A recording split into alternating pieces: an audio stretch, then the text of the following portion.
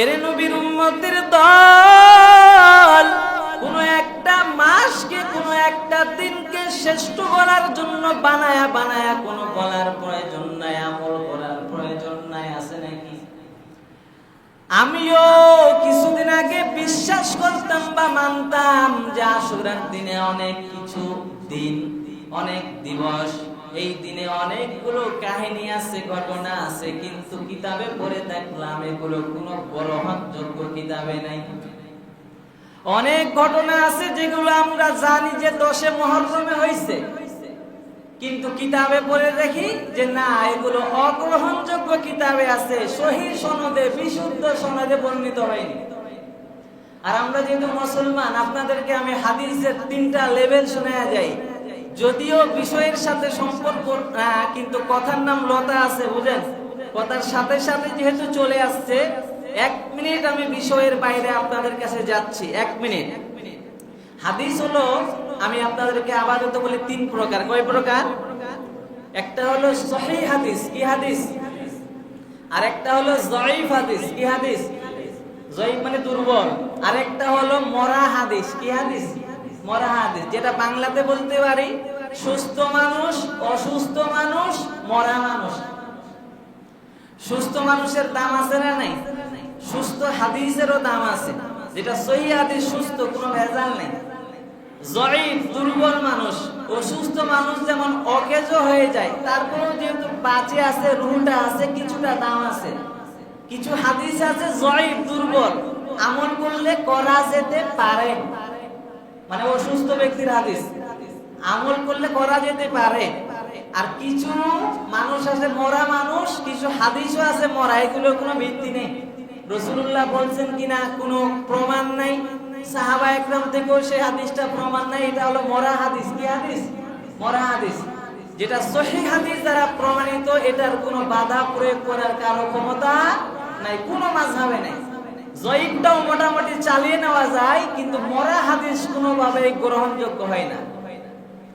এই যে মুহররম মাসের 10 তারিখে অনেক ঘটনা আছে, যেমন তার মধ্যে আমি বলি, আমিও আগে বিশ্বাস করতাম যে মনে হয় 10 মুহররমেই সংঘটিত হয়েছে, কিন্তু আসলে তা হয় না।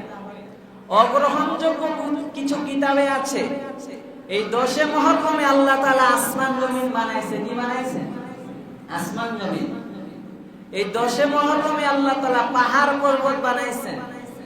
এই 10 মুহররমে আল্লাহ তাআলা লাউহে মাহফুজ, জান্নাত জাহান্নাম, আদম হাওয়া বানাইছেন। এগুলো সহিহ কিতাবে নাকি অগ্রহণযোগ্য কিতাবে আছে? বলেন।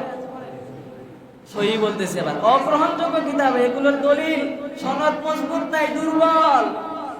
এগুলো কি অগ্রহণযোগ্য কিতাবে আছে, সহিহ সনদে নাই। তাহলে যা হয়তো বা আল্লাহ অন্যদিন বানাইছে, এটা 10 মুহররমেই হতে হবে এমন তো কোনো কথা না। আল্লাহ যখন খুশি তিনি তখন বানাইছেন। মানে আমরা জানতাম আগে যে আসমান জমিন, লৌহে মাহফুজ, আরো আছে, লম্বা লিস্ট আছে, বলতেছি। আসমান জমিন, লৌহে মাহফুজ, এরপরে কি আদম হাওয়া, জান্নাত জাহান্নাম, এগুলো মনে হয় 10 মুহররমে বানাইছে, এরকম ধারণা ছিল আমাদের, এবং কিতাবেও আছে, কিন্তু অগ্রহণযোগ্য কিতাবে, সহিহ সনদে আসে নাই। আবার আমাদের ধারণা ছিল আল্লাহ রাব্বুল আলামিন এই 10 মুহররমে নদী, নালা, খাল, বিল বানাইছেন, কিন্তু একটাও সহিহ কিতাবে বর্ণনা করা হয় নাই। আবার আমরা ধারণা করেছিলাম অগ্রহণযোগ্য কিছু কিতাবে পাওয়া যায় এই দিন হযরতে আদম আলাইহিস সালাতু ওয়াস সালাম জান্নাতে প্রবেশ করেন। অগ্রহণযোগ্য কিতাবে নাকি গ্রহণযোগ্য কিতাবে? কথা বলেন, অগ্রহণযোগ্য কিতাবে। আবার এই দিনে আদম আলাইহিস সালামের দোয়া আল্লাহ কবুল করেন, গ্রহণযোগ্য কিতাবে নাকি অগ্রহণযোগ্য কিতাবে? আবার আমার আল্লাহ এই দিন আদম আলাইহিস সালাতু ওয়াস সালামকে দুনিয়ার মানুষের খেলাফতের দায়িত্ব দিয়ে দুনিয়ায় পাঠাইছিলেন। গ্রহণযোগ্য কিতাবে না অগ্রহণযোগ্য কিতাবে? অগ্রহণযোগ্য কিতাবে। আরো অনেক ক্লেশ আছে। এই দিন ইব্রাহিম নবী জন্ম লাভ করেন, এটাও গ্রহণযোগ্য কিতাবে নাই, অগ্রহণযোগ্য কিতাবে। আবার আছে এই 10 মুহররমে ইব্রাহিম নবী নমরুদের আগুন থেকে মুক্তি লাভ করেছিলেন। গ্রহণযোগ্য কিতাবে নাকি অগ্রহণযোগ্য কিতাবে? আবার বর্ণনা করা হয়েছে হযরত ইউনূস আলাইহিস সালাম মাছের পেট থেকে যেদিন মুক্তি লাভ করেন সেটাও ছিল 10 মুহররম। গ্রহণযোগ্য কিতাবে নাকি অগ্রহণযোগ্য কিতাবে? আবার প্রমাণ পাওয়া যায় এই দিনেই আল্লাহ তাআলা হযরত ইউসুফ আলাইহিস সালামকে ওই কূপ থেকে বের করান। গ্রহণযোগ্য কিতাবে নাকি অগ্রহণযোগ্য কিতাবে? হযরত ইউসুফ আলাইহিস সালামকে যখন তার 10 ভাইরা খেলার কথা বলে যখন ইউসুফ আলাইহিস সালাতু ওয়াস সালামকে বাঘে খেয়েছে বলে অপবাদ দিয়েছিল, অথচ তারা নিজেরাই নিজের ভাইকে কূপে ফেলাইছিল কি ফেলাই নাই? যেদিন মুক্তি লাভ করেছিলেন অগ্রহণযোগ্য কিতাবে পাওয়া যায় সেই দিনটা ছিল 10 মুহররম, আশুরার দিন। গ্রহণযোগ্য কোন কিতাবে নাই, অর্থাৎ এর সনদ খুবই দুর্বল। জমির দলিল যেমন জাল হয়, কোনো সম্মান কোনো কাজে লাগে না। জমির দলিল যদি স্ট্রং হয় ওই জমিটার মূল্য যেমন দামি। নকল জমিন বানাইয়া নকল দলিল বানাইয়া কেউ যদি জজের কাছে বিচারকের কাছে উপস্থাপনা করে নকল দলিলটা যেমন চলে না, অগ্রহণযোগ্য কিতাবে যে ঘটনা আছে বিশ্বাস করা যাবে না, মুসলমান বিশ্বাস করতে পারে না। আল্লাহ যেদিন বানাইছেন সেদিনেই হতে পারে। 10 মুহররমের ফজিলত বয়ান করতে গিয়ে ভুলভাল ব্যাখ্যা করা যাবে না। বুঝতে পারলাম? 10 মুহররম অনেক সম্মানিত, তাই বলে যে এই দিনেই সবকিছু হইতে এমনটা নয়। আল্লাহ যখন যেটা বানাইছেন সিস্টেম করেই বানাইছেন আল্লাহ তাআলা। একবারে 10 মুহররমে সাবেত হতে হবে বা হওয়াতে হবে, না হলেও জোর করে এটার ফজিলত বুঝাইতে গিয়ে এটা ইসলাম সাবর করে না। ইসলাম কোন একটা দিনের ফজিলত বাড়াইতে গিয়ে বিশেষ কিছু আমল নিজের মন করে আমল করা যাবে না। শবে কদর জানি আমরা এই রাত ইবাদতের রাত, এই রাতে আপনার কি করতে হয়? নফল নামাজ পড়তে হয়। এখন যদি আমরা মিলাদ কিয়াম শুরু করে দিই, কিতাবে আছে? কথা বলেন না কেন? কিতাবে নাই, অগ্রহণযোগ্য কিতাবে। আর কি কি আছে অগ্রহণযোগ্য কিতাবে বলি। এরপরে হযরত নূহ আলাইহিস সালাতু ওয়াস সালামের নৌকা মহাপ্লাবন থেকে মুক্তি পেয়ে যদি পাহাড়ে যেদিন অবতরণ করেন সেই দিনটা 10 মুহররম। বলেন তো গ্রহণযোগ্য কিতাবে নাকি অগ্রহণযোগ্য কিতাবে? অগ্রহণযোগ্য কিতাবে এটাও বর্ণনা হয়েছে। আবার হযরত আইয়ুব আলাইহিস সালাতু ওয়াস সালাম শরীরে যখন পোকামাকড় খেয়ে ফেলছিলেন, আমার আল্লাহ তাকে যেদিন সুস্থতা দান করেছিলেন সেই দিনটাও 10 মুহররম ছিল। বলেন তো গ্রহণযোগ্য কিতাবে আছে নাকি অগ্রহণযোগ্য কিতাবে? অগ্রহণযোগ্য কিতাবে। আবার হযরতে দাউদ আলাইহিস সালাতু ওয়াস সালামের দোয়া যেদিন আল্লাহ কবুল করেছিলেন সেটাও ছিল 10 মুহররম, আশুরার দিন। বলেন তো গ্রহণযোগ্য কিতাবে নাকি অগ্রহণযোগ্য কিতাবে? আবার হযরতে ইয়াকুব আলাইহিস সালাতু ওয়াস সালামের দৃষ্টি শক্তি যখন আল্লাহ ফিরায়া দেন, হযরতে ইয়াকুব আলাইহিস সালাতু ওয়াস সালাম তার সন্তান ইউসুফ আলাইহিস সালাতু ওয়াস সালামকে হারানোর বেদনায় এমন কান্না করেছিলেন যে ইয়াকুব আলাইহিস সালাতু ওয়াস সালামের চোখ অন্ধ হয়ে গিয়েছিল। ওই ইউসুফ আলাইহিস সালাতু ওয়াস সালাম যখন তার জামাটা তার ভাই বিনিয়ামিনের দ্বারা পাঠিয়ে দেয়, তখন সেই জামাটা চোখে লাগানো মাত্রই ইয়াকুব নবীর চক্ষু ভালো হয়ে গেছিল। বলে এটাও নাকি 10 মুহররমে। বলেন তো গ্রহণযোগ্য কিতাবে নাকি অগ্রহণযোগ্য কিতাবে? আবার হযরত ঈসা আলাইহিস সালাতু ওয়াস সালাম অলৌকিকভাবে পিতা ছাড়াই জন্ম লাভ করেছিলেন, সেটাও 10 মুহররম। বলেন তো গ্রহণযোগ্য কিতাবে নাকি অগ্রহণযোগ্য কিতাবে? অগ্রহণযোগ্য কিতাবে।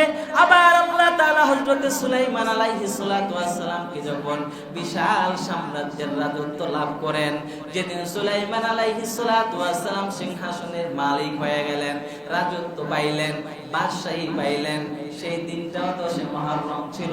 বলেন তো সেটা গ্রহণযোগ্য কিতাবে নাকি অগ্রহণযোগ্য কিতাবে? অগ্রহণযোগ্য কিতাবে। এই যা বললাম এতক্ষণ পর্যন্ত সব অগ্রহণযোগ্য কিতাবে। তবে এই 10 মুহররমে কি হয়েছিল গ্রহণযোগ্য এবং সহিহ সনদে মাত্র 2টা ঘটনা প্রমাণিত হয়। কয়টা? কয়টা ঘটনা? দুইটা ঘটনা মাত্র প্রমাণ আছে, এছাড়া আর কোনো ঘটনা প্রমাণিত নাই। এই ঘটনাটা বলে আজকের আলোচ্য বিষয় ইনশাআল্লাহ শেষ করব। কয়টা ঘটনা প্রমাণিত আছে 10 মুহররমে বলেন? এই যে 13-14টা মোটামুটি আপনাদের সামনে যেটা বললাম পুরাটাই ভুয়া, এগুলো মুসলমান বিশ্বাস করবে না।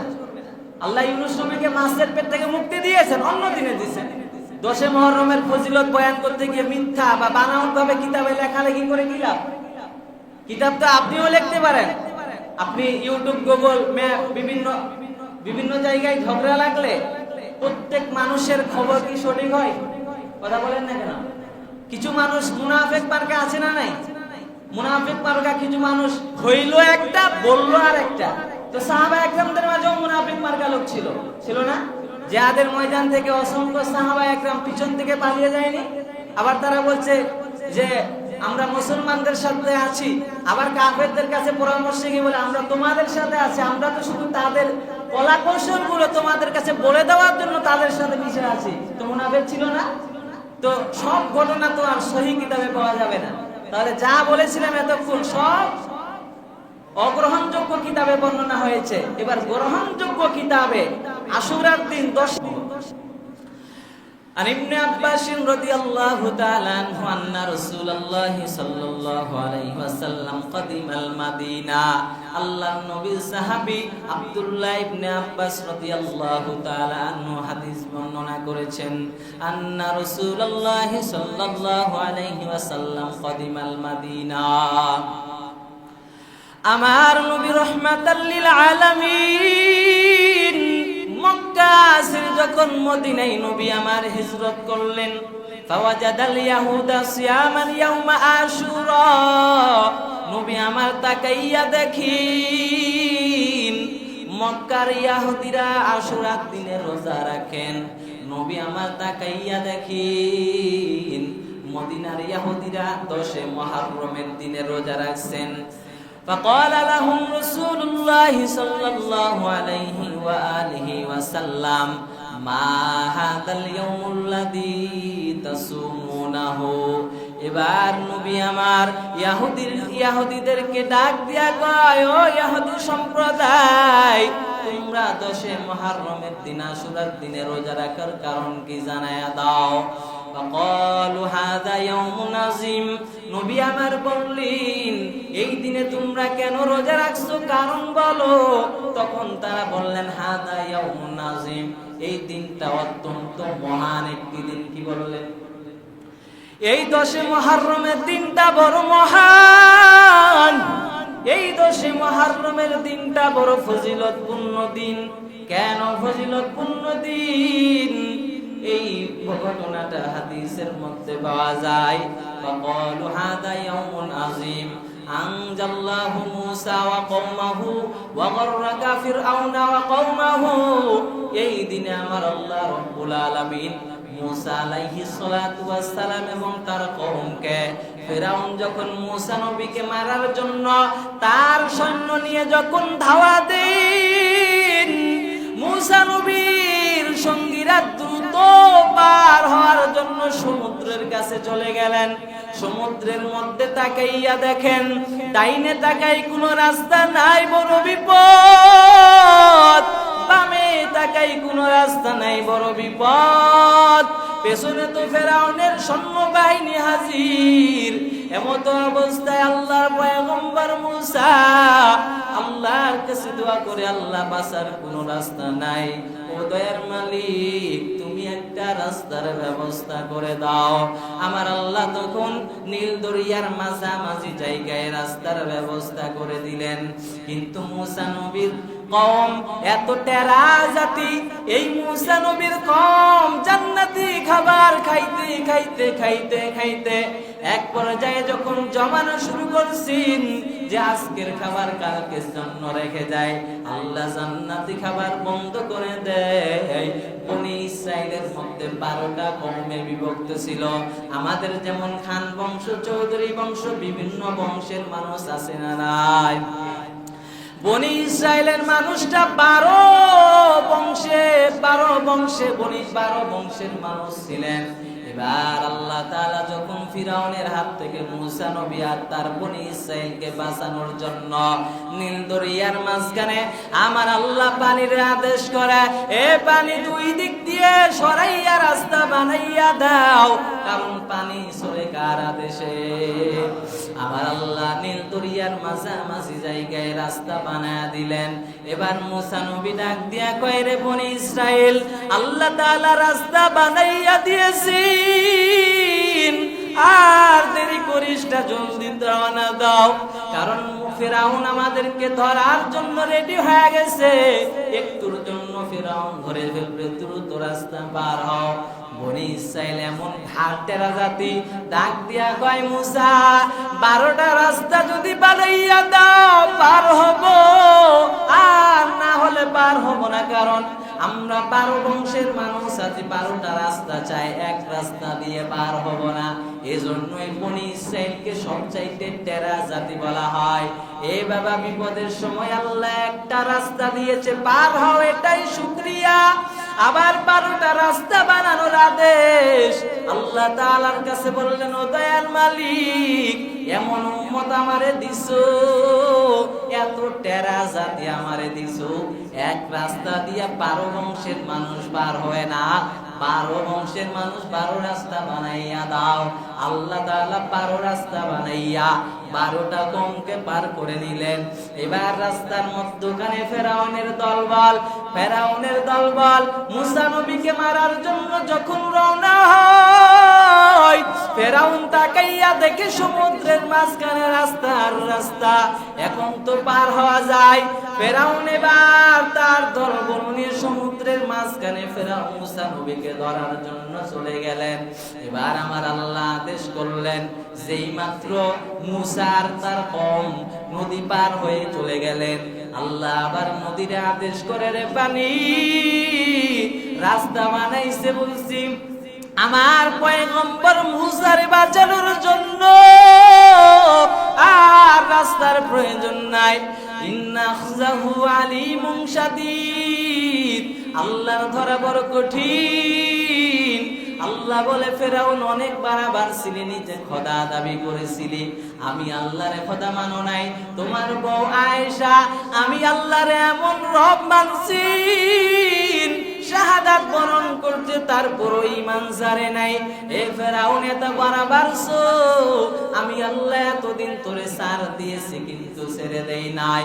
ফিলিস্তিনের মুসলমানকে যখন ইসরায়েলরা মারে, ইসরায়েল মনে করছিল ফিলিস্তিনের মুসলমানকে যখন হত্যা করছে, আমরা মনে করেছিলাম আল্লাহ দেখে নাই। ও মুসলমান, তাকাইয়া দেখো, ইরানের মুসলমান, ইরানের প্রেসিডেন্ট আয়াতুল্লাহ খামেনি যেইভাবে আজকে ইসরায়েলকে ধ্বংস করতেছে, চোখের প্রশান্তি ছাড়া কিছুই না রে বাবা। আল্লাহ তো এমন একটা মুসলিম দল বানাবেন রে বাবা, যেই দলটা ছোট হলো বড় শক্তিশালী। কারণ এই বাংলার জমিনে বাইতুল্লাহকে ধ্বংস করার জন্য আব্রাহা বাদশা যখন হাতি নিয়ে হাজির, আমার আল্লাহ আবাবিল পাখি দ্বারা বাইতুল্লাহকে রক্ষা করছেন। মনে করিও না সারা বিশ্বের অনেক দেশ বেঈমানের দখলে, আমেরিকার দখলে অনেকগুলো দেশ, কিন্তু কোনো লাভ নাই। আল্লাহ যদি ধরে ইরানের মতো নগণ্য একটা দেশ, ওই ইসরায়েল বাহিনী আমেরিকাকে ধ্বংস করে দিবে, তারপর আল্লাহ তাআলা প্রতিশোধ এমন ভাবে নিবে রে বাবা। তো বলার উদ্দেশ্য ছিল, এই 10 মুহররমে 2টা ঘটনা প্রমাণিত। 1 নাম্বার ঘটনা, আল্লাহ তাআলা ফিরাউনের হাত থেকে মূসা নবীকে রাস্তা বানাইয়া বাঁচাইছিলেন, সেটা ছিল 10 মুহররম গ্রহণযোগ্য কিতাবে। 1 নাম্বার বিশুদ্ধ কিতাবে আছে, হাদিস দ্বারা প্রমাণিত, কোনো ভুগিচুগি নাই। এই দিনটা ছিল 10 মুহররম। 2 নাম্বার, ফিরাউনের দলবল সহ আল্লাহ নীল দরিয়ায় চুবাইয়া মারছিলেন, এই ঘটনা ছিল 10 মুহররম। তাহলে বাকি এই 2 ঘটনা ছাড়া যা ঘটনা ঘটেছিল সব হলো অগ্রহণযোগ্য কিতাব। কথা বুঝাইতে পারলাম?